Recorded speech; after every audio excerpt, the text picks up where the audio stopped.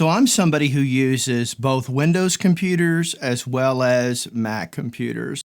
I've always needed to do that for a multitude of reasons. There are some applications that I use that are Windows only, and then I've also used a Mac for a long time, and I'm very comfortable and I feel like I'm very knowledgeable about both operating systems.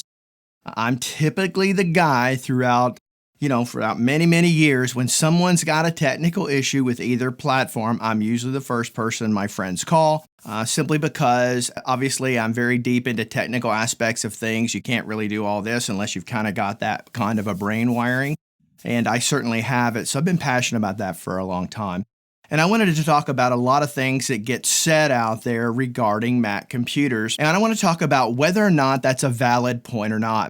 And so that valid point is one that where you'll have a lot of people say that if you go Mac, Apple, because of every time they upgrade and bring out a new operating system, that it's going to brick your system and you go through all of these hassles and everything, that just doesn't happen on Windows. I can tell you, having been a Windows user and a Mac user for well over 30 years, that both of them have histories of doing that, some more than others.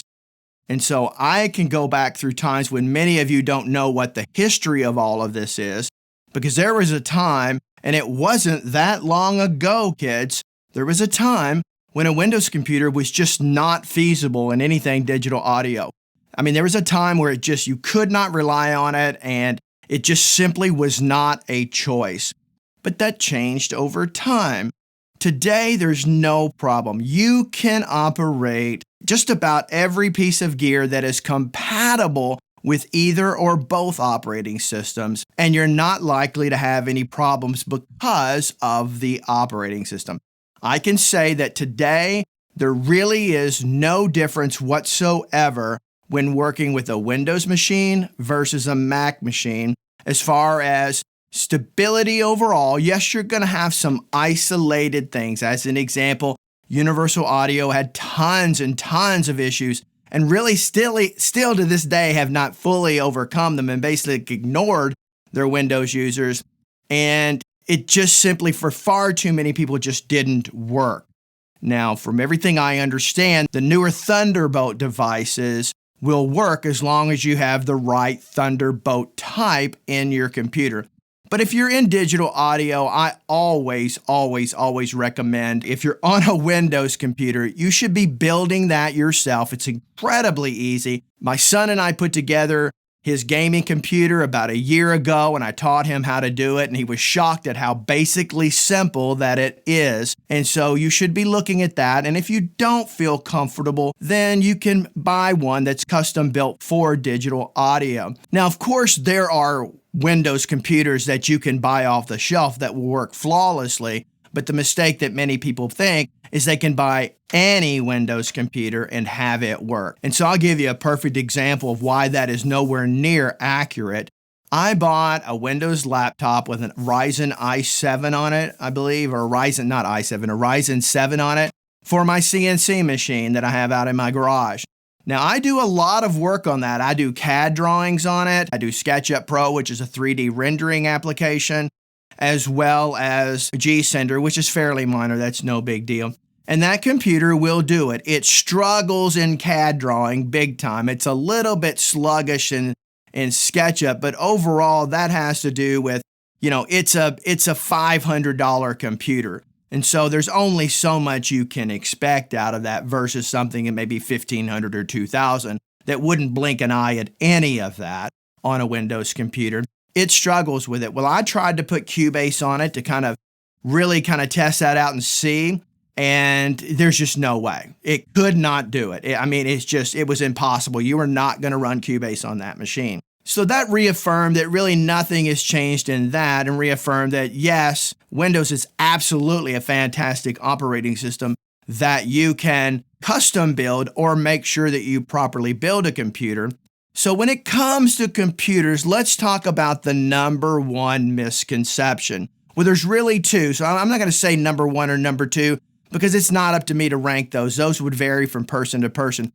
But there's two primary things that get talked about that I'd like to talk about today. And that is, Mac is more expensive than a Windows computer. That simply could not be more false. As someone who has built many Windows machines for people that doing digital audio workstation, I actually had a side business for several years where I've literally built over 100 of these machines, and I know all too well how they work and what their limitations are and what they excel at. I know the things that you've got to look out for, and if you do these things, you can properly optimize that computer to do wonderful work. That said, the problem people go into this thought process, and it really boils down into a vanity issue for people, that they think that what they're doing has to be superior. Windows users like turning their nose down to Mac users. And ironically, Mac users back in the day were just as hypocritical because Mac users were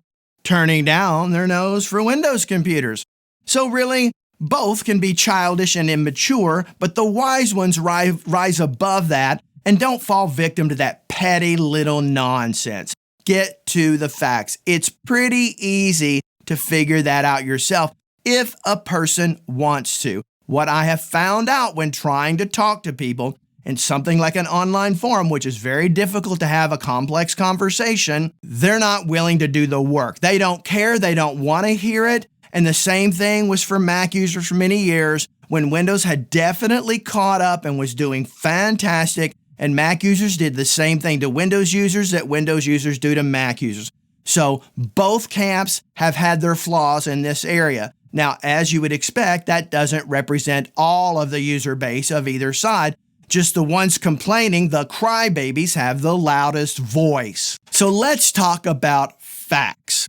If you compare spec by spec, and then you look at all the various tools that we have to measure performance in a computer, if you buy a comparable CPU to one that you're comparing it to on a Mac computer, and this is really at every single level and has been for at least a couple of decades, quite frankly. If you compare that, if you compare the CPU, if you compare the memory type, is it removable on your own? Is it customizable? You compare that, and then you look at the graphics card and you put in a comparable graphics card. Look, your graphics card and your CPU are going to be your two biggest investments in a computer. And oftentimes, these are where Windows computers get shorted when compared to a Mac. So if you build one that are basically the same performance machines, give or take a little, they're always going to go back and forth. One's a little more powerful than the other. That's just the nature of the technology.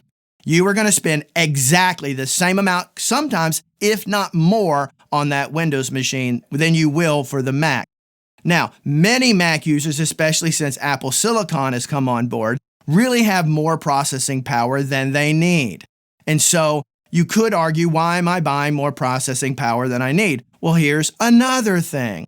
Mac computers hold their value. They always, always, always have, with two exceptions that I'll talk about in a minute, which is understandable. They've always hold their value. You can pretty much get at least 70% out of that computer when you sell it. If you sell it within a couple years, 2 or 3 years, and you can use that money and go towards the next. Windows computers, almost impossible to sell by and large. Yes, some of you are going to say, I don't have a problem. Well, you're isolated. They typically, all you have to do is go look at these spec'd out computers and look at the various sources, especially if they can show you what they've been selling for, and you look at that trend, you will find that that's not the case. But then again, we don't necessarily buy computers and expect them to retain their value. Just another benefit of a Mac over a Windows computer. Windows computers, for the most part, are way more customizable, whereas the change in Apple Silicon is restricted, so I can certainly appreciate anybody getting frustrated with that, including myself. Do I like the fact that I can't upgrade my memory? Do I like the fact that I can't upgrade my internal storage for my operating system, although I can use a Thunderbolt drive and get the same exact performance for the most part? I think technically the one inside the computer is going to be faster in a read-write, but it's not anything you and I are really ever going to see in the real world. So when considering all these things, which one is better? Neither one. They both do great. I'm just addressing some of the misconceptions that people have. Next up, the next big thing I'm going to talk about is your computer's going to be constantly bricked because of an update to Apple operating systems. Let me say this first and foremost. If you are watching this and you don't know this, then you need to learn this very quickly and immediately embrace it. There's no questions asked. Though anybody that's been doing this long enough with any level of experience knows, do not upgrade your operating system until you absolutely have to. If it's working, leave it alone. Just leave it alone.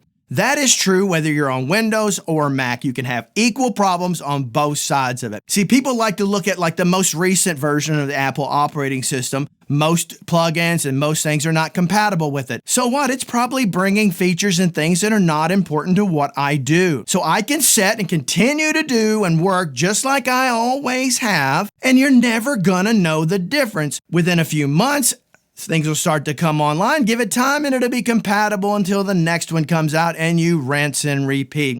So if you think that's an example of it bricking your system, that is an example of the operator not making good decisions, not understanding how all this works. And when you make that decision, it's your fault. It's not Apple's fault. I have watched that happen with Windows computers over and over. It happened from Windows 7 to Windows 10. It happened from Windows 10 to Windows 11. Okay? Now, Windows 11 has been a super stable operating system, the very best that's ever been on Windows, with the exception of 7 for regular computing. But as far as digital audio workstations are concerned, it has been the best by far, and it's incredibly reliable and an incredibly effective operating system. So I said that's only happened twice. Yes, there are 2 times that happened, and in both times you could still continue to work. As an example, when Apple went from the IBM processor, which I believe was around 2005 or 2006, they had the IBM CPU that they were using that was underperforming, and they embraced Intel. When they embraced Intel, we saw the performance go through the roof, so that was a great move.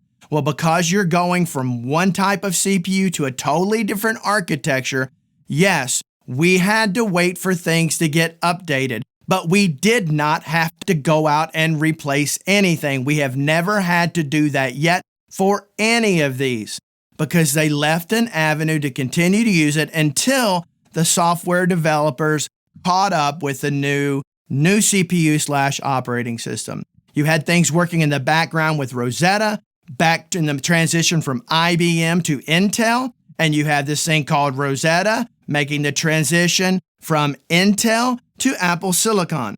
So today I can still run my digital audio workstations in Rosetta mode and have no problems whatsoever on an Intel Mac. What I'm going to be losing from that are features that go above and beyond that. If I want the features of the next level, let's say you go from Cubase 13 to Cubase 14. That's something recently come out.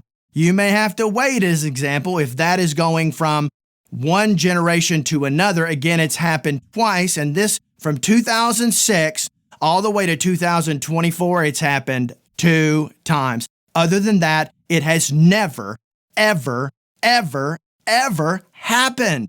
So those of you who want to go out and say that, you're misinformed, and there's no excuse for you to be misinformed. Because if you want to know the truth, this is easy to find. So people out there spraying that garbage, ultimately, are people with an agenda. They have an inferiority complex and feel like they need to be superior, telling you why theirs is better. Look, if anything works for you and you enjoy it, why would anybody care what anybody else's experiences are? I simply don't care if it's working for me. I'm not going to get caught up in all that noise. So no, if you're looking to buy a computer, ultimately you're going to be able to do great work on either machine. The only challenge is still left out there today, and it still exists. The gap has been closed tremendously over the last 10 to 15 years because before then, it was much different. But most interface manufacturers, most digital audio workstations, most plugins, most virtual instruments, work on both, but some are Mac only. And so that's just a hard code reality. You can't run Logic Pro on a Windows computer. You can't. But you can run Pro Tools, you can run Studio One, you can run Cubase. For a long time, Cubase actually worked way better on the Windows machine than it did a Mac, but that has nothing to do with the operating system. That has to do with how willing are the manufacturers willing to write the code to get it to work.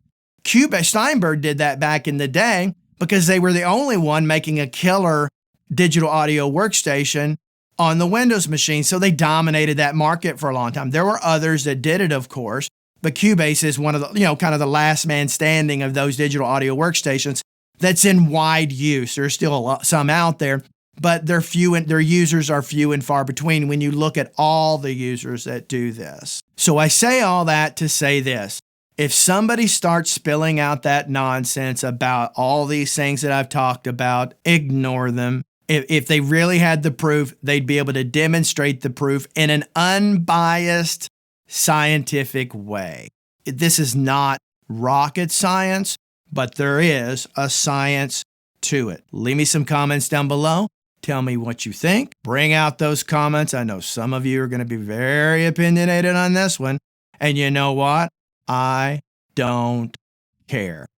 Have a great day to the rest of you. Bye-bye.